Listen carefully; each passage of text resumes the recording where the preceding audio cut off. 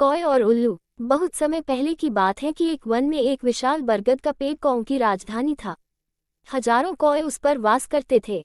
उसी पेड़ पर कौओं का राजा मेघवर्ण भी रहता था। बरगद के पेड़ के पास ही एक पहाड़ी थी जिसमें असंख्य गुफाएं थीं। उन गुफाओं में उल्लू निवास करते थे। उनका राजा अरिमर्दन था। अरिमर्दन बहुत पराक्रमी राजा था। कौओं को तो उसने उल्लुओं का दुश्मन नंबर 1 घोषित कर रखा था। उसे कौओं से इतनी नफरत थी कि किसी कौए को मारे बिना वह भोजन नहीं करता था। जब बहुत अधिक कौए मारे जाने लगे तो उनके राजा मेघवर्ण को बहुत चिंता हुई। उसने कौओं की एक सभा इस समस्या पर विचार करने के लिए बुलाई।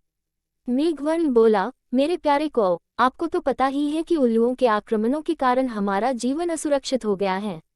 हमारा शत्रु शक्तिशाली है और अहंकारी भी। हम पर रात को हमले किए जाते हैं। हम रात को देख नहीं पाते। हम दिन में जवाबी हमला नहीं कर पाते क्योंकि वे गुफाओं के अंधेरों में सुरक्षित बैठे रहते हैं।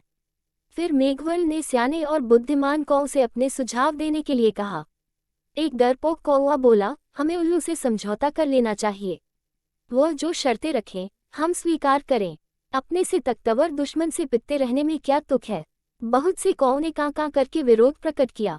एक गर्म दिमाग का कौवा चीखा, हमें उन दुष्टों से बात नहीं करनी चाहिए। सब उठो और उन पर आक्रमण कर दो। एक निराशावादी कौवा बोला, शत्रु बलवान है, हमें यह स्थान छोड़कर चले जाना चाहिए। सियाने कौए ने सलाह दी, अपना घर छोड़ना ठीक नहीं होगा। हम यहाँ से गए तो बिल्कुल ही टूट जाएंगे। हमें यहीं रहकर और पक्षियों से सहायता लेनी चाहिए। कौओं में सबसे चतुर व बुद्धिमान स्थिरजीवी नामक कौवा था जो चुपचाप बैठा सबकी दलीलें सुन रहा था। राजा मेघवर्ण उसकी ओर मुड़ा, महाशय, आप चुप हैं, मैं आपकी राय जानना चाहता हूँ। स्थिरजीवी बोला, महाराज, शत्रु अधिक शक्तिशाली हो तो छलनीति से काम लेना चाहिए। कैसी छलनीति, जरा साफ साफ बताए, स्थिरजीवी। राजा ने कहा। स्थिरजीवी बोला, आप मुझे भला बुरा कहिए और मुझ पर जानलेवा हमला कीजिए। मेघवर्ण चौंका, यह आप क्या कह रहे हैं स्थिरजीवी। स्थिरजीवी राजा मेघवर्ण वाली डाली पर जाकर कान में बोला, छलनीति के लिए हमें यह नाटक करना पड़ेगा।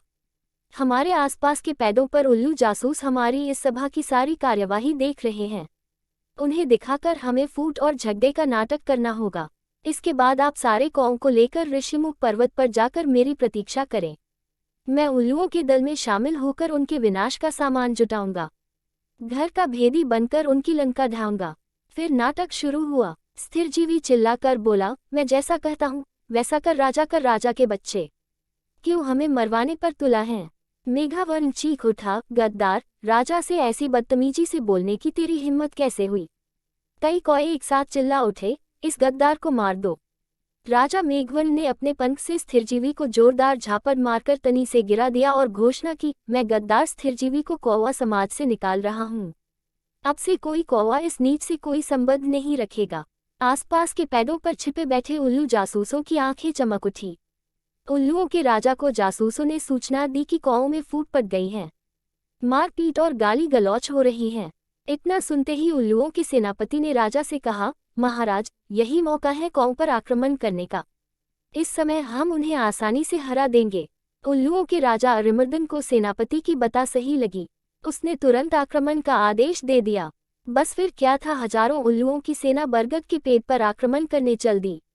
परंतु वहां एक भी कौवा नहीं मिला। मिलता भी कैसे। योजना के अनुसार मेघवर्ण सारे कौओं को लेकर ऋषिमुख पर्वत की ओर कूच कर गया था। पेट खाली पाकर उल्लुओं के राजा ने थूका, कौए हमारा सामना करने की बजाय भाग गए। ऐसे कायरों पर हजार थू। सारे उल्लू हू हू की आवाज निकालकर अपनी जीत की घोषणा करने लगे। नीचे झाड़ियों में गिरा पड़ा स्थिरजीवी कौवा यह सब देख रहा था। स्थिरजीवी ने कां कां की आवाज निकाली। उसे देखकर जासूस उल्लू बोला, अरे, यह तो वही कौवा है जिसे इनका राजा धक्का देकर गिरा रहा था और अपमानित कर रहा था। उल्लुओं का राजा भी आया। उसने पूछा, तुम्हारी यह दुर्दशा कैसे हुई। स्थिरजीवी बोला, मैं राजा मेघवर्ण का नीति मंत्री था। मैंने उनको नेक सलाह दी कि उल्लुओं का नेतृत्व इस समय एक पराक्रमी राजा कर रहे हैं। हमें उल्लुओं की अधीनता स्वीकार कर लेनी चाहिए। मेरी बात सुनकर मेघवर्ण क्रोधित हो गया और मुझे फटकार कर कौओं की जाति से बाहर कर दिया। मुझे अपनी शरण में ले लीजिए। उल्लुओं का राजा अरिमर्दन सोच में पड़ गया। उसके सियाने नीति सलाहकार ने कान में कहा, राजन, शत्रु की बात का विश्वास नहीं करना चाहिए। यह हमारा शत्रु है। इसे मार दो। एक चापलूस मंत्री बोला, नहीं महाराज, इस कौए को अपने साथ मिलाने में बड़ा लाभ रहेगा। यह कौओं के घर के भेद हमें बताएगा। राजा को भी स्थिरजीवी को अपने साथ मिलाने में लाभ नजर आया और उल्लू स्थिरजीवी कौए को अपने साथ ले गए। वहां अरिमर्दन ने उल्लू सेवकों से कहा, स्थिरजीवी को गुफा के शाही मेहमान कक्ष में ठहराओ। इन्हें कोई कष्ट नहीं होना चाहिए। स्थिरजीवी हाथ जोड़कर बोला, महाराज, आपने मुझे शरण दी, यही बहुत है। मुझे अपनी शाही गुफा के बाहर एक पत्थर पर सेवक की तरह ही रहने दीजिए। वहां बैठकर आपके गुण गाते रहने की ही मेरी इच्छा है। इस प्रकार स्थिरजीवी शाही गुफा के बाहर डेरा जमाकर बैठ गया। गुफा में नीति सलाहकार ने राजा से फिर से कहा, महाराज, शत्रु पर विश्वास मत करो। उसे अपने घर में स्थान देना तो आत्महत्या करने समान है। अरिमर्दन ने उसे क्रोध से देखा, तुम मुझे ज्यादा नीति समझाने की कोशिश मत करो। चाहो तो तुम यहाँ से जा सकते हो। नीति सलाहकार उल्लू अपने 2-3 मित्रों के साथ वहां से सदा के लिए यह कहता हुआ विनाशकाले विपरीत बुद्धि।